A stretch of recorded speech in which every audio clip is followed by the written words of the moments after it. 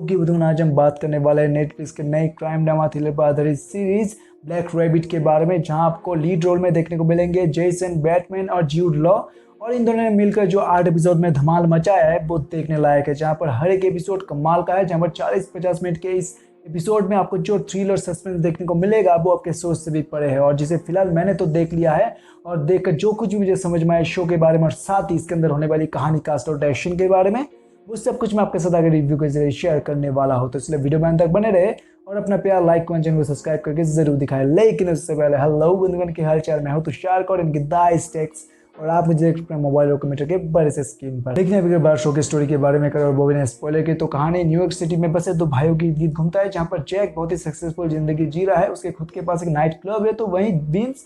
अपने उधारी की जिंदगी जी रहा है, जहाँ पर वो पैसे लेकर दूसरों से भागता हुआ फिर रहा है, जहाँ पे कुछ लोग गैंगस्टर भी थे और वो लोग अभी उसके पीछे पड़े हुए, और इसीलिए विंस भागता हुआ अपने भाई के पास आता है। अब जैक के ऊपर भी मुसीबतें बढ़ चुका है, अब उसकी ज़िंदगी में भी कुछ चीज़ें ऐसे घट रही है जो उसने कभी लाइफ में भी नहीं सोचा था। तो अब आगे जाकर क्या जैक अपने भाई की मदद करेगा, और ये नॉर्मल सी दिखने वाली कहानी कैसे एक डार्क क्राइम थ्रिलर में बदल जाता है, वही सब देखने के लिए आपको ये शो देखना पड़ेगा। पर अभी के लिए शो के स्टोरी को साइड में रखकर डायरेक्शन, स्टारकास्ट का परफॉर्मेंस और मेरे पॉइंट ऑफ व्यू पर अगर फोकस करें, तो शो के डायरेक्शन जेसन बैटमैन ने ही किया है, और उनके टीम ने मिलकर शो को जिस तरीके से प्रेजेंट किया है वो कमाल का है। हर एक एंगल शो का बहुत ही कमाल का है, और ये एक स्लो बर्न सीरीज है, तो आपको धीरे धीरे पत्ते खुलते हुए दिखेंगे। तो मुझे तो ऐसे भी स्लो बर्न चीज़ें पसंद है, और मुझे लगता है कि आपको भी ये शो पसंद आएगा, जहाँ पर जिस तरीके की खूबसूरती के साथ न्यूयॉर्क सिटी को दिखाया गया है, जिस तरीके की लाइफस्टाइल दिखाया गया है, नाइट लाइफ जिस तरीके की दिखाई गई है, वहाँ पर cinematography, colour grading, camera work, हर एक चीज़ कमाल का है, बीजीएम कमाल का है, वो चीज़ें बहुत ही बढ़िया बनाता है इस शो को। लेकिन हाँ,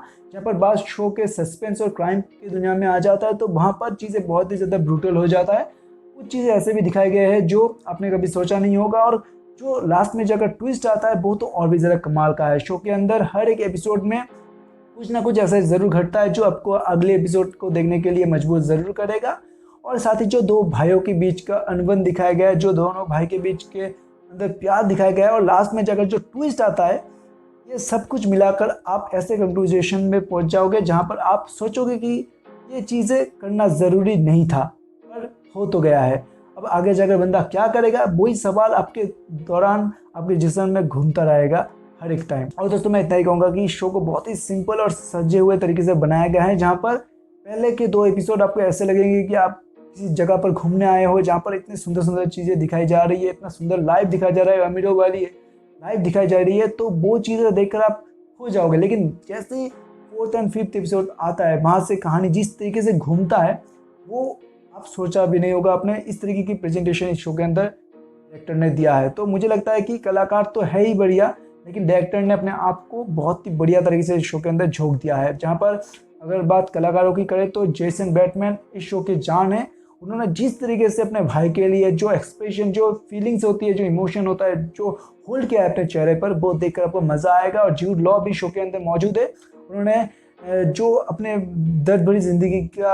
हालत दिखाया है, जिस तरीके से वो जूझ रहे हैं, और उनके ऊपर जो डर है वो भी उनके चेहरे पर दिखता है। और बाकी जितने भी कलाकार हैं, जितने भी सपोर्टिंग कास्ट है, वो सभी भी शो के अंदर जमे हुए हैं, सभी आपको पसंद आएंगे। 1-2 कलाकार ऐसे हैं जो आपको पूरे खटक सकते हैं, और उनका रोल भी, लेकिन बाकी सभी बढ़िया है। और कुछ एक सीन ऐसे आते हैं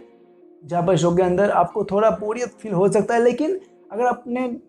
इस तरीके की फिल्में आप पहले नहीं देखी है, फिर आपने ऐसे जॉनर की फिल्में ज़्यादा नहीं देखी है, तो शायद ये आपके लिए नया हो या फिर आपको बोर लगे। लेकिन जो इसके इंटरेस्टेड है ऐसे फिल्म के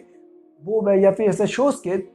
उनको ये शो पसंद आएगा, क्योंकि उनको पता है कि आगे जाकर मामला बहुत ही ज़्यादा इंटेंस हो सकता है, और इसीलिए मुझे भी ये शो बहुत पसंद आया। बाकी अगर बात शो को देखने के बारे में करें, तो मैं आपसे इतना ही कहूँगा कि ब्लैक रैबिट एक बहुत ही कमाल का क्राइम ड्रामा थ्रिलर पर और सस्पेंस से आधारित सीरीज़ है, और जहाँ पर हर एक चीज़ को बारीकी से दिखाया गया है, हर एक चीज़ आपको सोचने पर मजबूर करता है। तो मुझे लगता है कि आपको इस शो को अपना टाइम ज़रूर देना चाहिए। और बाकी बात अगर रेटिंग की भी करें, तो ब्लैक रैबिट के सीजन 1 को अच्छे से देखकर विचार करने के बाद इस शो को मेरी तरफ से मिलते हैं 5 में से 4 स्टार। और साथ ही अगर अपने इस शो को पहले ही देख लिया, फिर देखने का प्लान बना रहे, तो आपको कौन सा मोमेंट ज़्यादा पसंद आया कमेंट में ज़रूर बताएं। तो उसी के साथ मैं तुषार कौर इनकी दाइस टेक्स मिलता हूँ आपसे अगली कोई वीडियो के साथ। तब तक के लिए धन्यवाद।